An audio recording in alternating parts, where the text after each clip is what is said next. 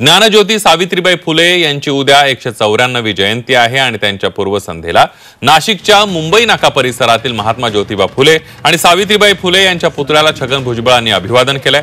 रात्री या ठिकाणी भुजबळांनी येऊन दोन्ही पुतळ्यांना पुष्पहार अर्पण केलेला आहे। मुक्तोय सावित्रीबाई फुले यांची उद्या 194वी जयंती आणि त्याच पार्श्वभूमीवर छगन भुजबळ यांनी अभिवादन केलं।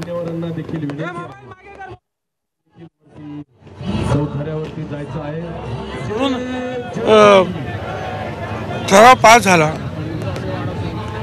पण एका माळी समाजाच्याच एका माणसाने विरोध केला। तिथे नाव सांगितलं तुम्हाला आश्चर्य वाटेल की त्याचं नाव सुद्धा भुजबळ होतं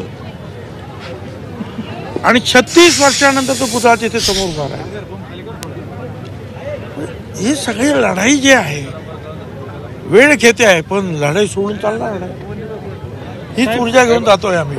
तुम्ही परदेशातून जाऊन आलात, अगदी रिलॅक्स मोडवर आहात, मात्र तुमचे सहकारी तुमच्या पक्षाचे नेते आता परदेशात गेलेले आहेत। उद्याच्या कार्यक्रमाला ते नसतील असं समजतंय।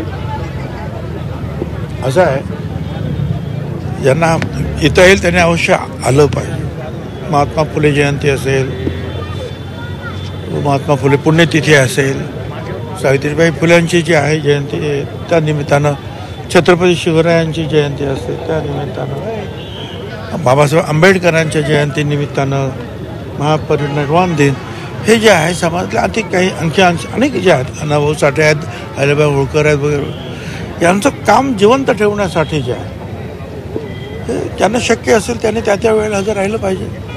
आता उद्यासुद्धा अनेक लोक नायगावला सुद्धा हजर राहणार आहेत, मुख्यमंत्री सुद्धा येणार आहेत, दुसरे काही मंत्रीसुद्धा हजर राहणार आहेत। ज्यांना येता येईल त्यांनी यायला पाहिजे।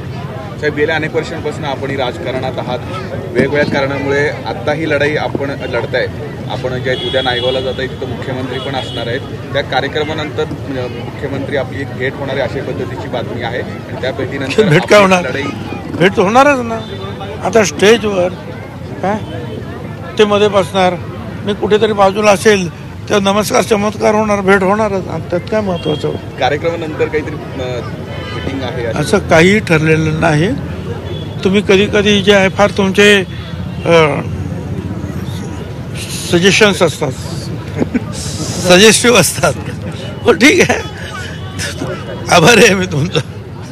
Thank you sir. आपण बघतोय उद्या शरद पवार आणि छगन भुजबळ एकाच मंचावर येणार आहेत, त्यामुळे छगन भुजबळांनी प्रतिक्रिया दिलेली आहे की भेट तर होणारच आहे। काय बोलतात बघू, अशी प्रतिक्रिया छगन भुजबळांनी दिली आहे।